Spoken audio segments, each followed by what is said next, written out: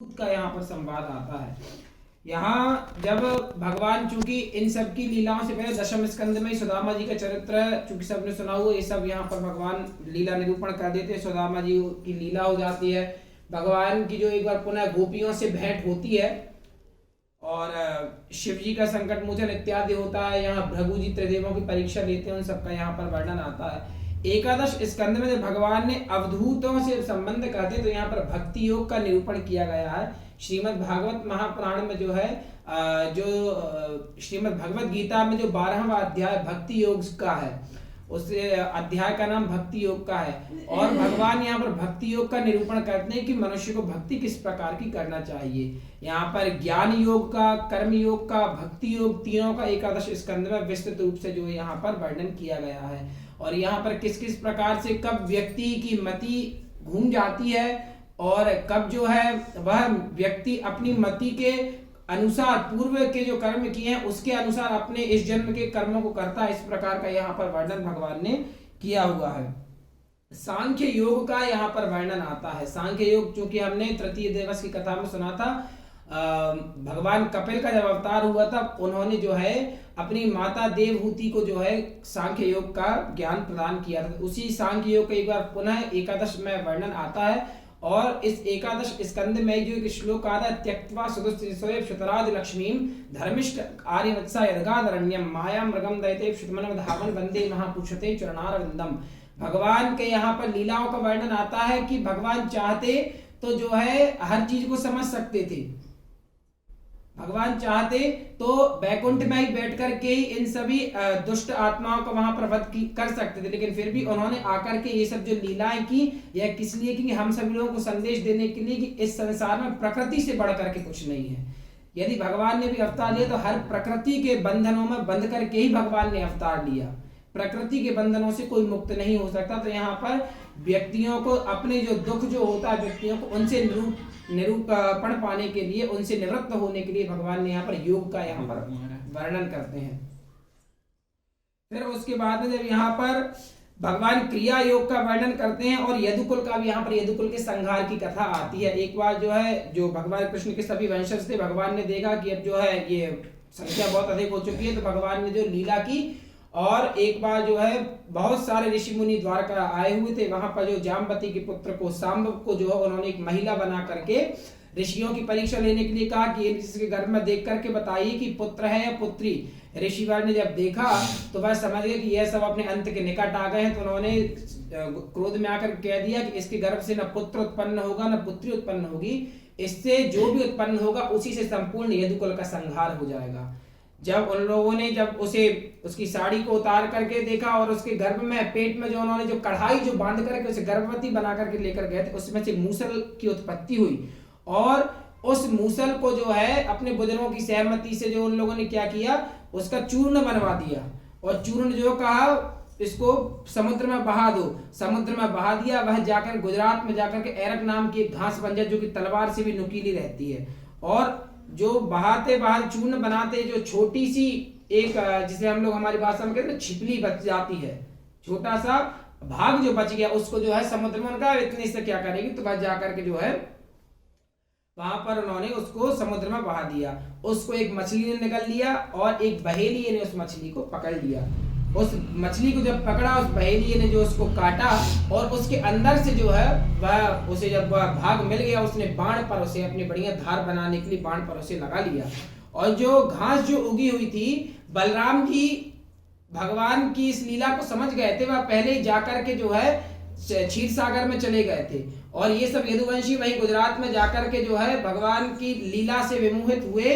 वहां पर जो है मदिरा का पान करते करते एक दूसरे से विवाद करने लगे, एक दूसरों को मारने लगे। मारते मारते उनके अस्त्र शस्त्र जब पूरे खत्म हो गए तो उन्होंने उसी घास को उखाड़ लिया जो वह चूर्ण से उत्पन्न हुई थी, उसी घास को उखाड़ करके वह एक दूसरे को मारने लगे। ऐसा करते करते पूरे यदुवंशी मर गए।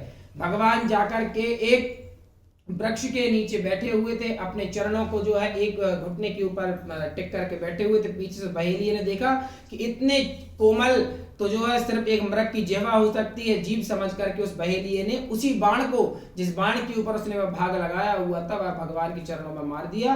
और वह आकर के देखता है तब तक भगवान जो है अपने इस शरीर से निकल करके भगवान चतुर्भुज रूप में वहां पर बैठे हुए थे। उसने क्षमा याचना की, भगवान ने कहा कि चिंता नहीं करो, यह सब हमारी लीला से ही हुआ है।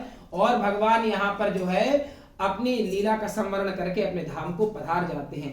एकादश स्कंद में जब यह लीला समाप्त हो जाती है, द्वादश स्कंद में हम सभी प्रवेश करते हैं। द्वादश स्कंद में श्री सुखदेव जी महाराज जो है यहाँ पर कलयुग के राजाओं का वर्णन करते हैं, किस किस प्रकार से कलयुग के राजा होंगे और कलयुग का व्यक्ति किस किस प्रकार के होंगे, कलयुग की आयु कितनी होगी वहां पर बताते हैं। 4,32,000 कलयुग की आयु बताते हैं, 4 चरण इसमें बताते हैं, और किस प्रकार से जो है यहाँ पर लोगों की भावनाएं होंगी, इन सभी का यहाँ पर श्री सुखदेव जी महाराज ने यहाँ पर निरूपण किया है। और अंत में आकर के श्री व्यास जी महाराज ने सिर्फ एक ही बात सभी पुराणों में यहाँ पर जो बिल्कुल बराबर मात्रा में जो लिखी, वह वैसे तो ये आती है अष्टादश पुराणेषु व्यासस्य वचनद्वयम् परोपकाराय पुण्याय पापाय परिपीडनम्।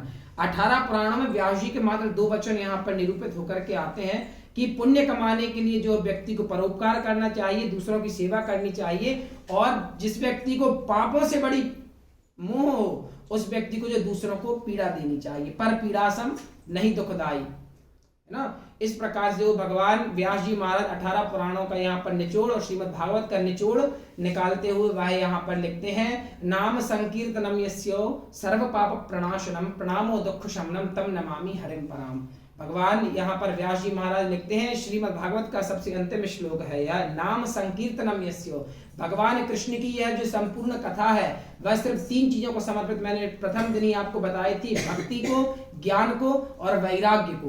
भगवान कृष्ण का यह भागवत का हर श्लोक इन्हीं तीनों को समर्पित है, और इन्हीं तीनों का निचोड़ अंत में वह बताते हुए कहते हैं कि सबसे अच्छा कलयुग में यदि कुछ है तो वह है कलौ केशव कीर्तनाथ। कलयुग में सबसे अच्छा यदि कोई निवृत्त होने के लिए, इस मोह माया से निवृत्त होकर के संसार सागर से निवृत्त होने के लिए कोई एक चीज है तो वह है सिर्फ और सिर्फ कीर्तन। इस प्रकार से जो भगवान के यहाँ द्वादश स्कंद में, चूंकि भगवान की कथा हरि अनंत, हरि कथा अनंता, भगवान की कथा को कोई पार नहीं पा सकता, वेद न पावहि पार, तो यहाँ पर भगवान की भी कथा कभी कोई समाप्त नहीं होती, कभी प्रारंभ नहीं होती, यह तो भगवान कथा निरंतर है। जिस प्रकार से उसी प्रकार से भगवान की, जिस प्रकार से भगवान अनंत है उसी प्रकार से उनकी कथा भी अनंत है, इसका कोई पार नहीं पा सकता। लेकिन फिर भी यहाँ पर भगवान की इस मंगलमय कथा का यहाँ पर साप्ताहिक रूप से जो विश्राम यहाँ पर सुखदेव जी महाराज करते हैं, और सुखदेव जी महाराज जो परीक्षित जी से कहते हैं कि हे परीक्षित, पूछो अब तुम्हारे मन में कोई प्रश्न तो नहीं। परीक्षित जी महाराज कहते हैं अब हमारे मन में कोई प्रश्न नहीं है। और फिर उसके बाद में परीक्षित जी महाराज कहते हैं हे प्रभु, फिर भी यदि आप जो इसमें कुछ हमें कुछ बताना चाहें तो वह आप हमें बता सकते हैं। श्री सुखदेव जी महाराज वहां पर कहते हैं कि भगवान कृष्ण ने गीता में एक बात कहा था, सर्वधर्मान परित्यज्य मामेकम शरणं व्रजो अहम त्वा सर्वपापेभ्यो नाशिष्यामि मा शुचा। हे भारत, हे अर्जुन, सभी धर्मों को भूल करके तुम एकमात्र, धर्मों से मतलब यह है कि सभी A to Z विघ्न बाधाओं को भूल करके, सभी चीजों को भुला करके, सभी संसार के रिश्ते नातों को भुला करके एक तो मेरी शरण में आ जाओ, मैं तुम्हारे सभी पापों को हरण करके तुम्हें मोक्ष पद प्रदान करूंगा। इस प्रकार से परीक्षित जी को यहाँ पर ज्ञान दे करके श्री सुखदेव जी महाराज वहां से आए चले जाते हैं। सुखदेव जी महाराज की परीक्षित जी ने विदाई की, और उसके बाद में भी यहाँ पर चूंकि सुखदेव जी का शरीर तो वैसे ही भगवान को प्राप्त हो ही चुका था, लेकिन फिर भी श्राप की पूर्ति के लिए वहां पर पुष्प के रूप में, पुष्प में और फल में अंदर प्रवेश करके तक्षक महाराज वहां पर आते हैं, और स्पर्श होने मात्र से जो है सुखदेव परीक्षित जी का शरीर जो वहां पर छूट जाता है। जब उनके पुत्र जन्मेजय को जब वहां पर पता चला कि जो मेरे पिताजी की मृत्यु हो गई, तक्षक नाग के काटने से सर्प सत्र का वह यज्ञ करता है और दुनिया के सभी सर्पों को जो है उसमें बुला करके उनको नष्ट कर देता है। परीक्षित जी तक्षक महाराज इंद्र के सिंहासन में जाकर के छुप गए। जैसे ही उनको पता चला कि तक्षक इसलिए नहीं आ रहा क्योंकि वह इंद्र के सिंहासन में है, तो इन ऐसे मंत्रों का वहां जन्मेजय महाराज आवाहन करवाते हैं कि तक्षक ही नहीं, तक्षक के साथ में इंद्र भी उसमें आने के लिए मजबूर हो जाते हैं। तब वहां पर ऋषि आस्तिक के द्वारा वहां पर उनकी रक्षा की जाती है। और यहाँ पर इस प्रकार से श्रीमद् भागवत का और यमुना जी की पत्नियों का अंत में यहाँ पर संवाद आता है।